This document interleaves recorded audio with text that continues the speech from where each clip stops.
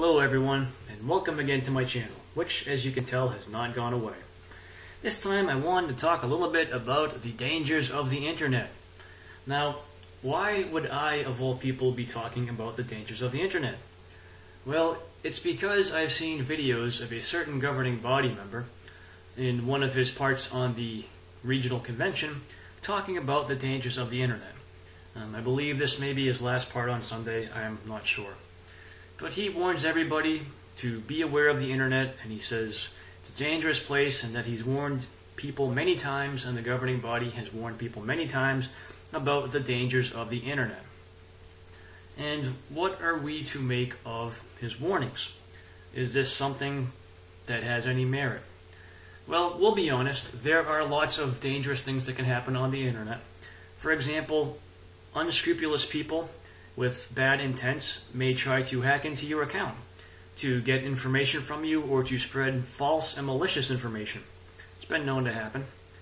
Such people are not interested in honor or truth. They just have their own bad motives. They're motivated by perhaps wrong desires, who knows, or maybe they're just horribly misguided and blinded. So yes, the internet can be a dangerous place. But in this wonderful world of ours where we have securities that can be changed, you can oftentimes resolve matters rather quickly when that happens. The question we have to ask ourselves, though, is why would Jehovah's Witnesses warn people about the dangers of the internet? Why is it so dangerous to them? Well, this channel is established to help people determine the truth about what Jehovah's Witnesses teach. And it does that by presenting information and by presenting experiences from the point of view of someone who has been in the organization for a while. So, that is something the governing body very much so fears. The internet also is a great source of information. You can find lots of information easily on the internet that would otherwise take extremely long time to locate, or that you might not be able to locate. As an example, the organization that is now called the Watchtower has been publishing material since 1879. However, if you go to your local Kingdom Hall, are you going to be able to find their older publications? Up to a certain point you will, yes, but if you went and tried to order one of Charles Taze Russell's books from the Kingdom Hall, you're not going to be able to get it. And chances are pretty good that the libraries of the Kingdom Halls will not have them. You know where you can get them, though? On the internet. Well, that's something that scares Watchtower. Why is that? They print in their publications their own version of their history. And their version of the history that they print says that Charles Taze Russell and the witnesses looked forward to 1914, and they weren't sure what would happen, but they predicted a time of trouble. Well, seeing as how they published reams and reams and reams of documents, one should be able to go back in the history of their writings and verify whether or not they are in fact representing themselves accurately and honestly. After all, why would a group of people who refer to themselves as the truth have any interest in dishonestly representing what they used to teach? There should be no need, right? Well, if you look around, you can find these old documents. There are archived literature websites that have PDFs of these that have been PDF'd from various different libraries in areas that happen to have them. And from time to time, they'll come up for sale on eBay or Amazon or something. I personally don't have any or many. I have one original of one of his books, but that's it. I have downloaded PDFs of some of those books, and I have read parts of them. And what they tell you is that Charles Taze Russell did not foretell or did not teach that 1914 would be the beginning of a time of trouble. They teach that he taught that it would be the end of the time of trouble. Charles Taze Russell taught that Armageddon would end in 1914.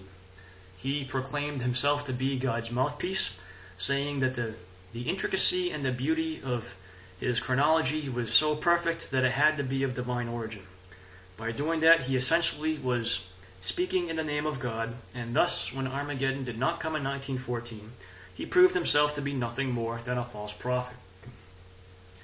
So if you're the Watchtower, you have a vested interest in hiding the fact that your religion is based upon a man who is nothing more than a false prophet.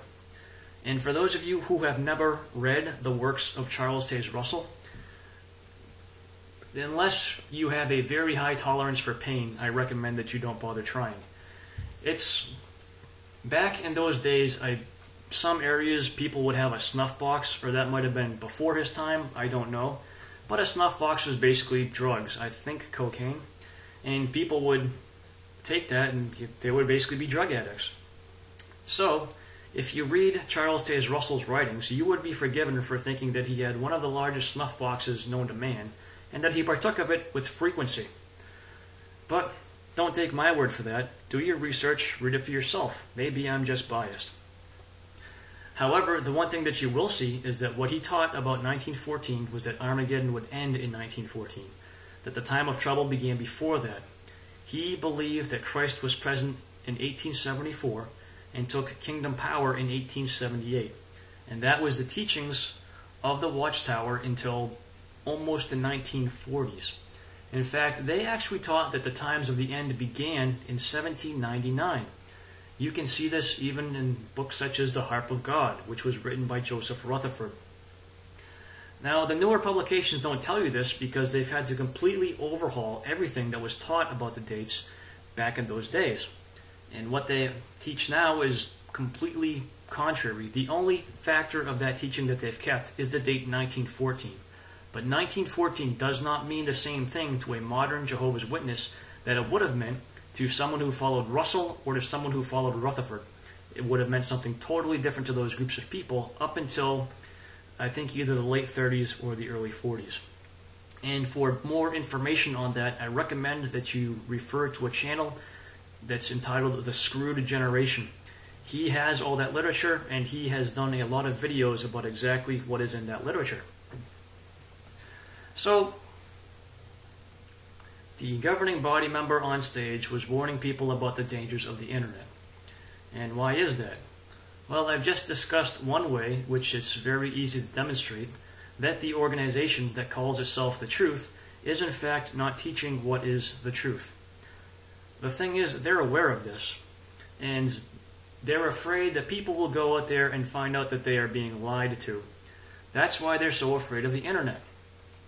If you stop and think about what they're telling people that they don't trust them to process information like rational human beings, and they don't want them to see information that can prove beyond the shadow of a doubt that the Watchtower does not teach the truth.